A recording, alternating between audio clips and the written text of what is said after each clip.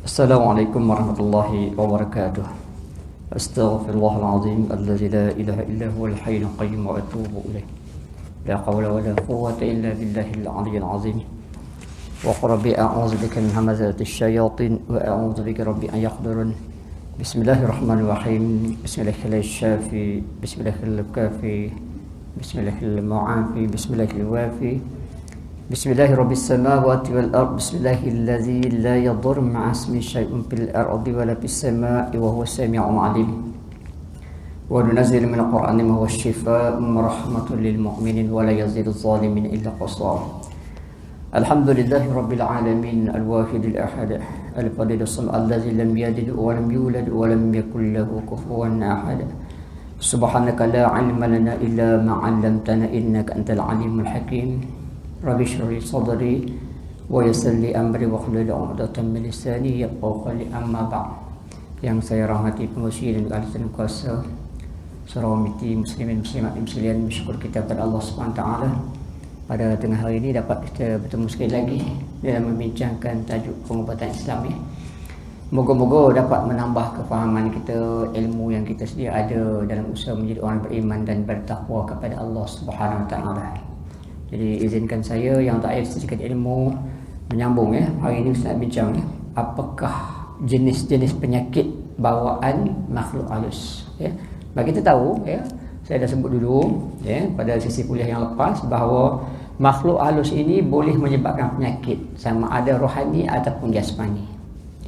Jadi kita tengok apa dia penyakit tu bagi contohnya. Baik, berdasarkan firman Allah Subhanahu wa taala dalam Al-Quran banyak dijelaskan, dalam sunnah Nabi banyak menjelaskan bahawa seperti makhluk yang disebut makhluk halus ini jin, ifrit, nama-nama yang sebab tu dengannya lah, tabar, zaknabur, begitunya, al-arwah, begitunya, banyak lagi nama-nama, marid, begitunya, dia menyebabkan penyakit. Antaranya disebut dalam ayat 275 Al-Baqarah, a'udzubillahi minasyaitonir rajim, allazina ya'kuluna ar-riba illa ma kama yaqumu allazina yatakhabbatu syaitan minal mas, yang bermaksud orang-orang yang memakan riba ataupun mengambil riba tidak dapat berdiri betul ketika dia bangkit dari kubur mereka, melainkan berdirinya seumpama orang yang dirasuk oleh syaitan, dan disebabkan penyakit gila yang menyerang mereka. Jadi sebab itu kita dapati orang-orang yang mana kena rasuk ni sebagai itunya histeria lah yang jelas kan, dia tak sedar diri, boleh bertelanjang tuan-tuan. Kemarin pukul 2 pagi Ustaz balik kemarin, tengah malam ada hamba Allah minta tolong, jauh tu, pergi dekat Batu Arang, dekat Shah Alam sana tu. Dia datang ambil saya. Saya kata kalau ambil Ustaz okeylah, kalau Ustaz nak pergi, tak pergilah, jauh. Penat kita pun, kita baru balik kuliah sebagai itunya. Dia kata Ustaz dah bertelanjang dah, dia dah tak tahan dah sebagai itunya. Tu contoh dia. Apa sebab dia? Dia Allah sebut dah, seumpama gila. Orang yang dirasukkan makhluk halus ini, dia jadi macam orang gila. Orang gila tu dia bukannya tak reti ataupun tidak berfikiran yang waras sebagai contohnya, tapi saja ada juga orang yang buat gila. Kadang-kadang dekat petrol pump dia buat cari sampah sambil kita bor minyak kan, dia minta RM1 pun, RM1. Ini drug addict pun ada juga orang mencari kesempatan begitu tuan-tuan. Macam-macam kes begitunya. Jadi maka dalam ayat ini disebutkan bahawasanya kesan apa? Kesan dia jadi gila ataupun tidak berfikiran waras. Okey, banyak benda ni. Gila ni tuan-tuan adalah sebahagian daripada masalah psikologi. Gila. Orang yang gila ni nampak jelas. Nampak jelas dia tidak berakal sempurna. Nampak jelas. Tapi ada orang disebabkan oleh penyakit ni juga, dia tak tenang hati. Yang ni tak nampak. Ini tak nampak. Dia tak tenang hati. Punca apa? Punca kata Allah tadi, sebab punca dia mengambil riba, mengambil harta orang lain, makan harta anak yatim, sebagai contohnya, ya. Dia tidak memaafkan orang lain, ya. Tak ada sifat nak maafkan orang lain. Dia ada sifat apa? Wujud, takbur dia, bangga diri antaranya, ego. Orang yang bangga diri, orang yang ego ni tuan-tuan muslimat yang sekalian, dia tak tenang tuan-tuan. Tak tenang. Asyik nak marah aja. Betul tak? Asyik cari punca je. Cari kesalahan. Tak kira lah. Terutamanya bab suami isteri ni. Dia cari ada je yang silap. Itu pun penyakit juga tuan-tuan. Apa dia? Sebab salah satu daripadanya adalah berkesan ataupun berpunca daripada kesan daripada makan riba, ambil rasuah, ataupun mengambil makanan-makanan yang haram. Kita tak tahu kan halal haram, kita makan je sebagai contohnya. Jadi sebab itulah Allah sebut dalam ayat ini luas tuan-tuan. Luas. Luas. Jadi istilah yang Allah SWT sebut dalam ayat ini antara disebut yataqab. Tu yang disebut perkataan yataqabbatuhu. Yataqabbatuhu syaitan, iaitu bermakna dipukul, ditusuk. Syaitan ni boleh pukul kita, boleh tusuk kita di dada. Bila dia cucuk dada kita dalam dada, dalam kan, jantung kita kan saya bagi tahu dah. Hadis Nabi dah sebut dah. Dia duduk dalam darah. Sebab itu ada kalanya kita ni kebas sebelah badan. Maknanya dah ke arah apa? Minor stroke. Tak boleh angkat kaki sebelah, pipi sebelah, gigit tak terasa lidah tu. Sengit sebelah. Sebab apa? Sebab dia duduk dalam darah kita, dia blok. Dia blok. Bila dia blok tuan-tuan, jantung tak dapat mengalirkan darah, mengepam darah secukupnya ke mana? Ke otak kita. Itu dia. Sebab itu kita penting bagi kita. Makanan kena jaga tuan-tuan. Sebab makananlah yang menjadi apa? Darah daging. Kita sebut selalu kan, jadi darah daging sebagainya. Makanan. Makanan-makanan yang bertoksid, beresid, maka dia menyebabkan antaranya makanan orang kata yang mengandungi gula yang tinggi, dia menyebabkan apa? Menyebabkan darah kita ada kandungan gula lebih dan menyebabkan darah jadi pekat.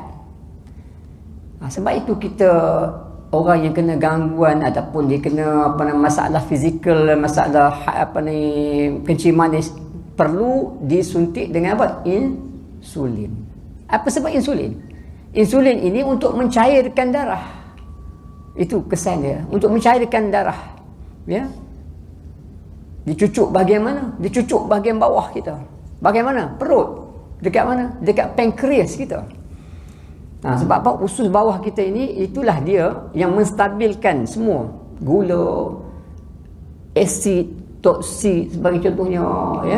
Ini dia. Jadi maknanya bila mana makanan yang kita makan itu ada kekotoran padanya, tuan-tuan, kita baru saja digegarkan di wilayah dan sebahagian daripada Selangor, area Gombak tu, kat rumah ustaz memang kena lah baru-baru ni kan, air tercemar.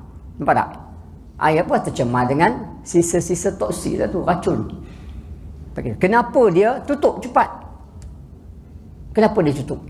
Tak mahu air itu digunakan oleh masyarakat. Dikuatiri racun. Samalah juga dalam konteks begitu, yang kita tak tahu bahawa kita makan hari-hari itu tuan-tuan, kita sebenarnya meracun diri kita. Tahu tak kita racun diri kita banyak kan? Orang-orang yang suka makan mi kuning. Mi kuning. Mi kuning tu banyak racun dia. Apa dia? Boric acid. Terutama mi-mi yang dibuat oleh kilang-kilang, daripada kilang-kilang yang besar. Dia campur pengawet dan juga dia campur soda untuk ubat mi tu.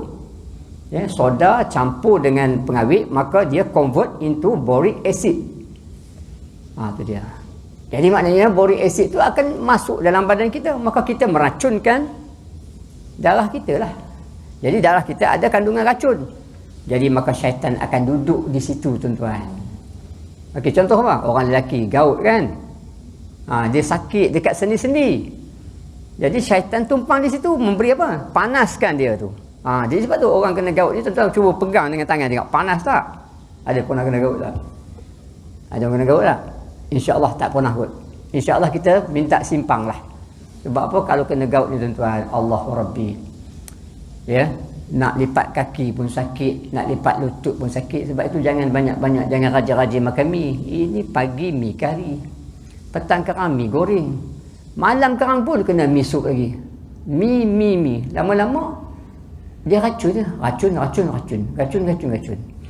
Air gas, air perwarna, tuan-tuan, ya, tu bahan-bahan kek-kek yang tuan-tuan suka sangat tu. Kek-kek tu, ibu penaik tu, soda banyak kan. Ustaz tak makan kek-kek ni, tuan-tuan. Kalau saya makan pun isteri buat sendiri, dan saya menyuruh dia merendahkan dia punya ibu penaik tu. Tu dia, rendahkan. Buat roti, ustaz suruh orang rumah buat roti sendiri. Rendahkan dia punya sikit je, jangan beri mudarat, ya. Itu dia. Jadi itulah punca dia, tuan-tuan, ya. Banyak benda tu. Jadi antaranya dipukul kita syaitan ini, ya. Dengan apa? Dengan kuat. Allah sebut ya taqab tu. Ya taqab tu makna pukulan yang kuat. Dicederakan kita dengan kuat. Jadi sebab itulah kita hilang pertimbangan, ya. Pemikiran kita boleh buat apa juga, boleh terjun bangunan macam-macam kes sebagai contohnya, ya. Kemudian satu lagi, tuan-tuan, diperjelaskan dalam surah Al-A'raf ayat 201. Antaranya perkataan al-mas. Al-mas, ya, sebut. Antaranya berbunyi a'udzubillahi minasyaitonirrajim innallazi nattaqau iza massahum ta'ifun minasyaiton tazakkaru fa iza hum mubsirun.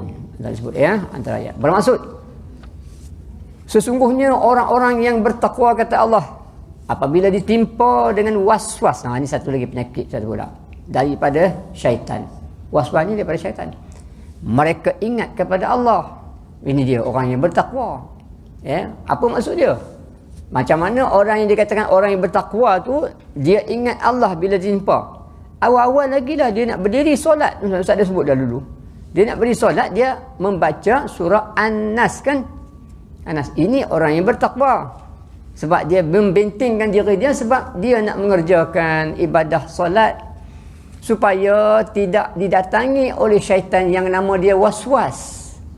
Ada syaitan nama waswas, tuan-tuan. Al-waswas. Sebab itulah turun dalam Al-Quran tu allazi yuwaswisu fi sudurin nas minal jinnati wan nas. Ya, makanya dengan sebab itu. Jadi Allah sebut dah, orang-orang yang ditimpa waswas daripada syaitan ni, maka mereka ingat Allah. Apa maksud ingat Allah?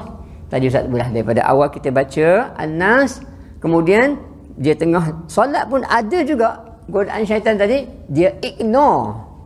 Maksud ignore pada buat tak tahu dia. Teruskan, sebab Nabi sebut dalam hadis.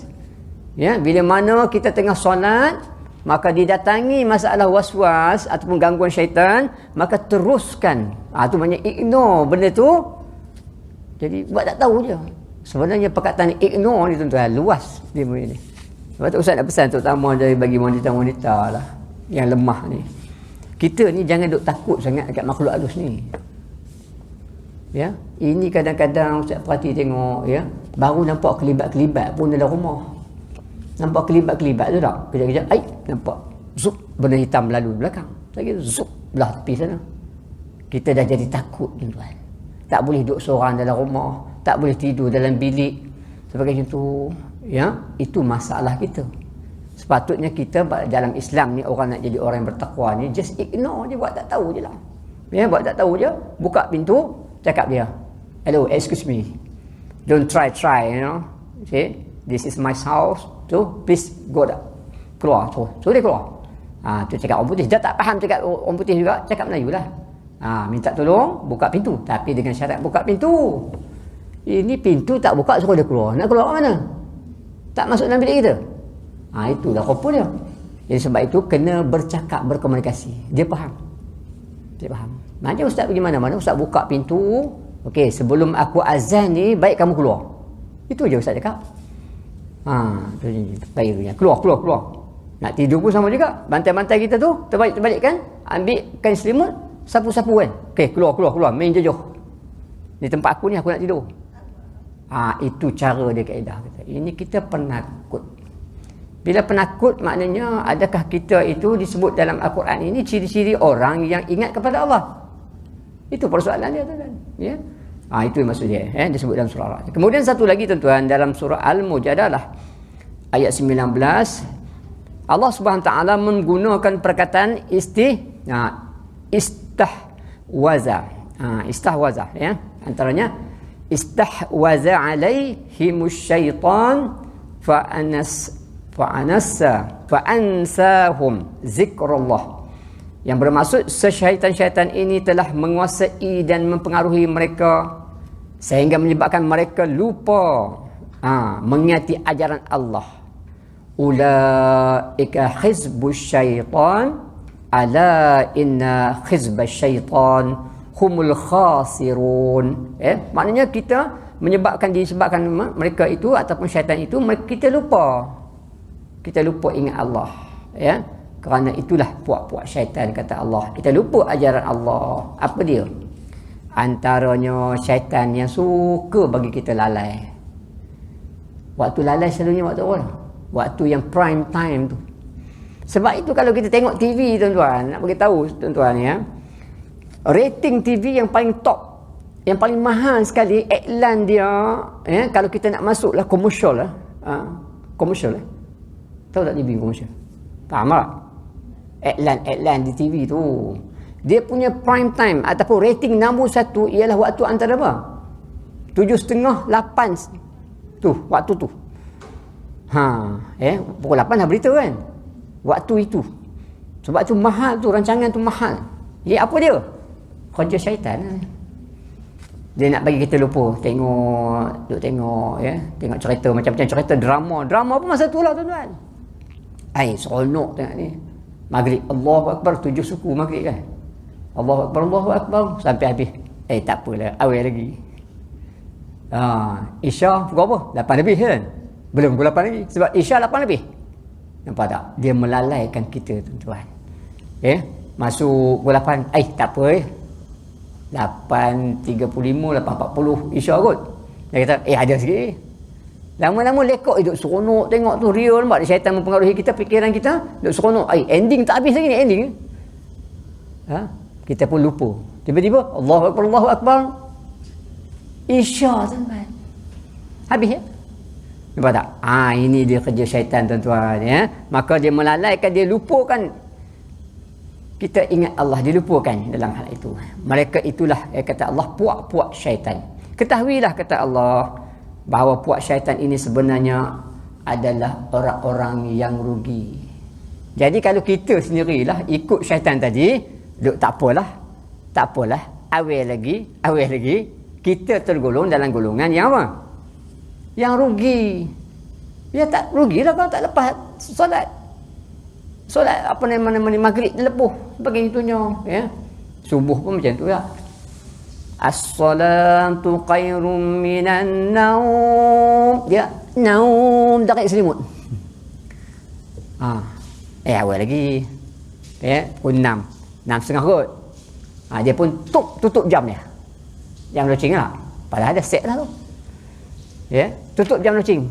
Tiba-tiba bangun-bangun 7.30. Mula tungging langgang. Nak pergi kerja. Ya, sempat tak solat subuh? Bukan subuh gajah. Ya, tak sempat langsung. Subuh gajah tu okey juga. Solat juga tu. Masuk subuh gajah tu dia solat juga.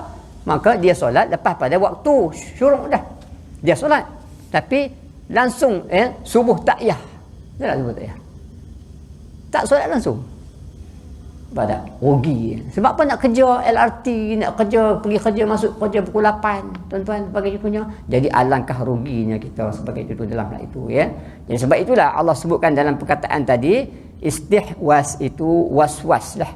Dia menguasai kita manusia ini, menyebabkan kita lupa, kita berada antara dua, nak pergi ke tak pergi, nak pergi tak pergi. Itu was-was lah tu kan. Nak tak nak, nak tak nak. Kita kena nak. Nak buat satu-satu perkara ni Ustaz cakap, sebab itu kita ada dalam agama ni tuan-tuan, kan Ustaz buat dah. Apa-apa kalau Ustaz buat istiqarah. Bila kita buat istiqarah, solat sunat istiqarah, tetap pendirian kita tu, tetap yakin pertolongan Allah tu, buat je terus insya-Allah. Jadi kita tidak timbul was-was, okey tak aku nak buat ni? Aku nak buat ni okey tak? Nak buat ni okey tak? Tu kata minta petunjuk. Lagi satu doa tuan-tuan. Sebab itulah fadilat yang besar ni tuan-tuan, ya Allahu Akbar, bagi orang-orang yang pagi-pagi dia buat solat duha ni tuan-tuan. Malam-malam dia baca surah Al-Waqi'ah. Tuan, ini semua rezeki tuan-tuan, rezeki tuan-tuan. Allah, apa dia rezeki? Allah bagi lapang dada kita. Dada kita ni lapang. Jadi bila kita nak buat sesuatu perkara ni, kita tenang ya tuan-tuan. Tenang ya. Bagi tuan-tuan okey lah, sebab makan gaji dah. Tak peduli apa, sebab cukup bulan masuk dah duit. Ya, tu dia lah. Orang yang macam ustaz ni lah, tak bekerja makan gaji dah, begitunya ya. Itulah sebab kekuatan keyakinan kita dengan Allah. Bagi tuan-tuan mungkin keyakinan tuan-tuan tu tak sampai ke tahap ustaz. Apa sebab? Cukup bulan ada gaji. Ya. Ustaz ni tak fikir cukup bulan tak. Saya tak fikir cukup bulan. Saya fikir pun hari ni aku nak makan apa? Anak-anak aku nak makan apa? Nak beli susu anak, nak beli pampers anak. Nampak tak? Anak belanja sekolah. Tu dia. Nak pergi hantar anak, yuran anak, semua. Tapi alhamdulillah, oleh kerana kita pegang, kita yakin pertolongan Allah Subhanahu Wa Taala, ya. Sebab itu kekuatan jadi situ tuan-tuan. Berbeza dengan ustaz dengan tuan-tuan. Tuan-tuan tak payah fikir kan. Sebab cukup bulan ada gaji. Itu je. Jadi nampak tu kekuatan jadi situ sebagai contohnya ya. Jadi maknanya satu lagi berdasarkan surah Al-A'raf ayat 200 ya. Ayat 200 itu disebut syaitan boleh mengenakan manusia, disebut an-nazghun. Perkataan nazghun ini. An-nazghun ini ataupun disebut dengan bahasa Melayu disebut menghasut ataupun menipu manusia.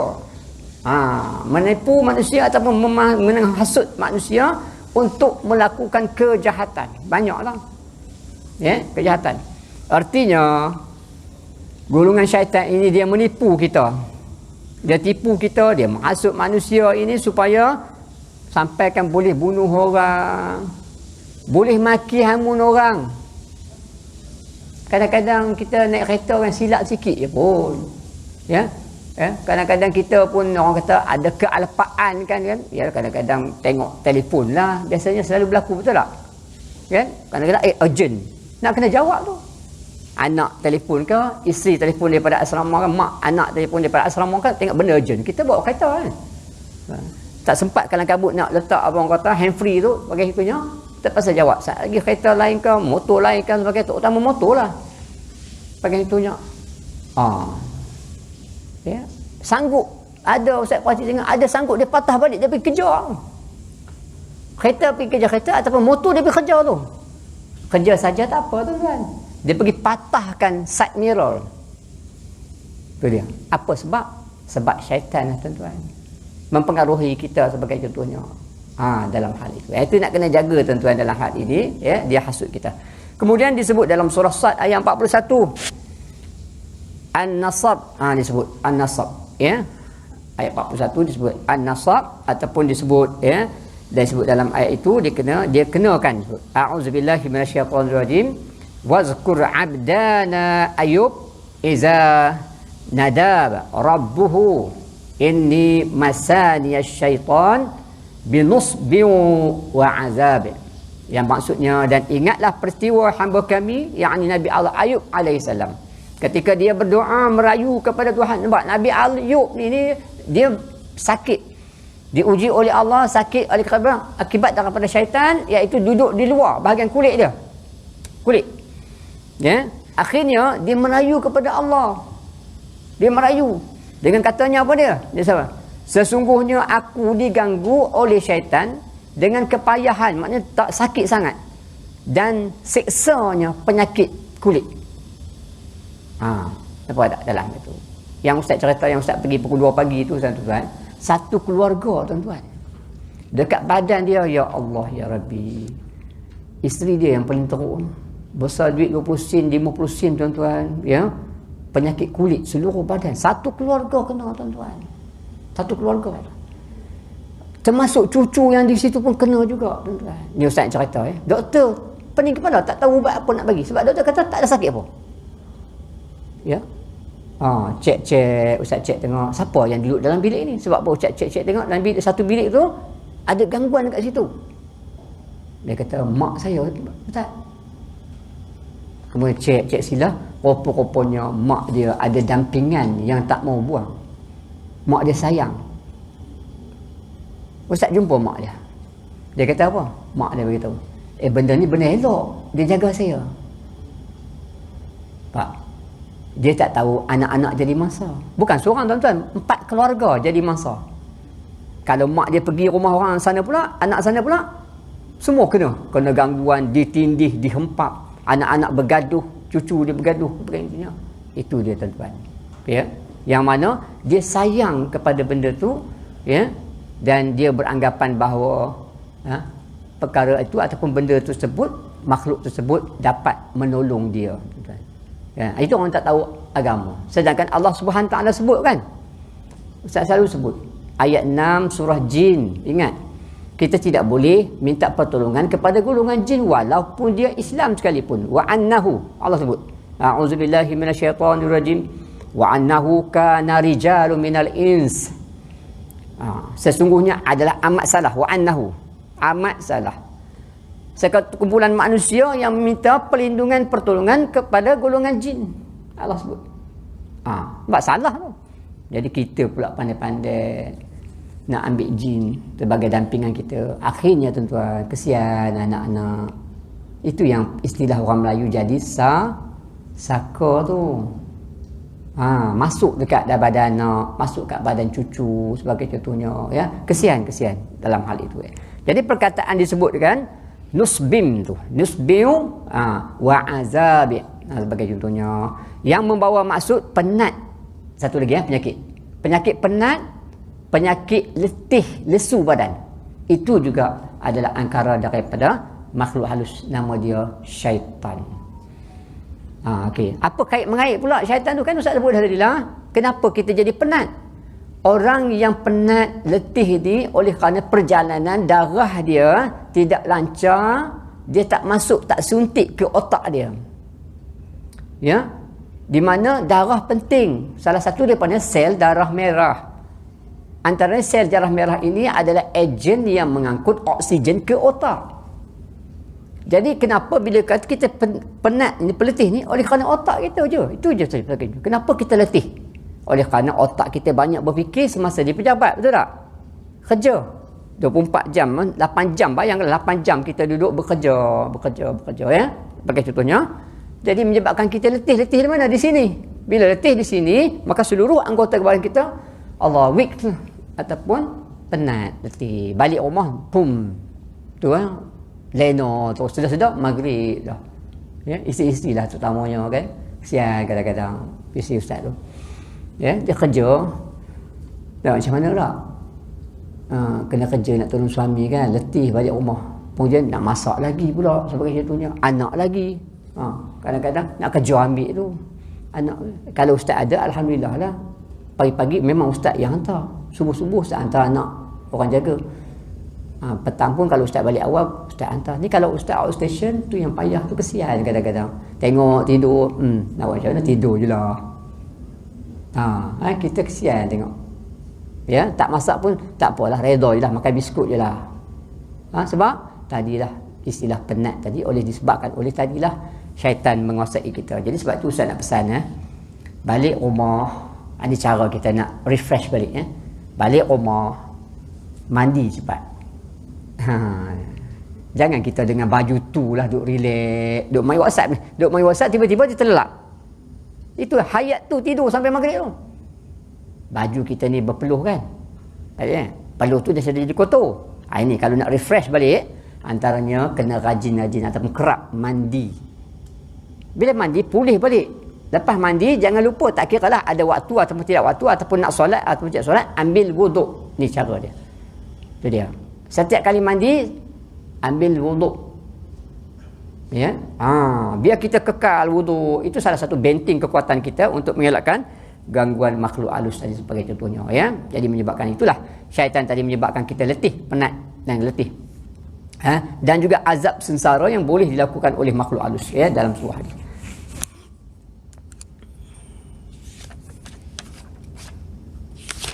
Okey, habis cerita dah, ya. Insya-Allah pada sesi kuliah akan datang kita masuk pula, ya. Bagaimana kita nak mencegah penyakit bawaan tadi. Tadi cerita penyakit bawaan kan? Kita cerita nanti iaitu bagaimana kita nak mencegah penyakit bawaan tersebut. Tu tadi pun Ustaz dah bagi tip-tip dia dah. Ya, orang yang rajin mandi maka dia menjaga kebersihan. Itu je konsep dia. Sebab itu syaitan ni suka apa? Orang yang kotor. Peluh. Ya, semalam ada satu rumah Ustaz pergi dekat Sungai Ramah sana. Malam-malam. Rumah ada kucing. 3-4 ekor kucing. Lepas tu dalam sangka dia taik kucing berbau, astagfirullahalazim. Jadi dia nampak suami kena tindih. Dia kena tindih.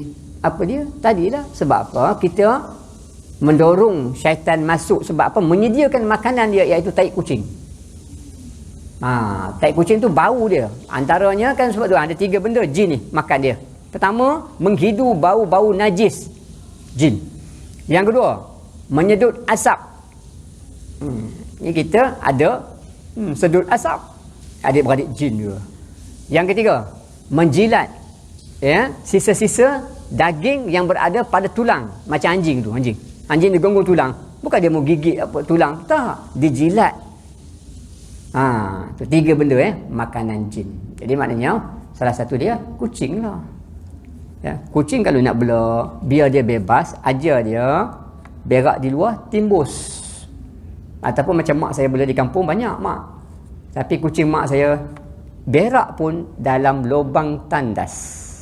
Semua 4-5 ekor dia. Tapi berak dalam lubang tandas. Lepas tu mak pergi flush je. Macam tu. Wallahu alam, ya. Yang baik daripada Allah, yang tidak baik daripada Ustaz sendiri. Aqul ya qauli hadza wa astaghfirullahalazim li wa lakum. Wassalamualaikum warahmatullahi wabarakatuh. A'udzubillahi samii'il 'alim minasyaitonir rajim. Bismillahirrahmanirrahim. Alhamdulillahi rabbil alamin. Wassalatu wassalamu ala asyrafil anbiya'i wal mursalin wa ala alihi washabbihi ajma'in. Allahumma nawwir qulubana bi nuri hidayatika kama nawwarta bi nuri syamsika abadan abada bi rahmatika ya arhamar rahimin. Allahumma inna naj'aluka fi nuhuri a'da'ina wa na'udzubika min shururihim. Rabbana atina fid dunya hasanah wa fil akhirati hasanah wa qina azabannar. Walhamdulillah.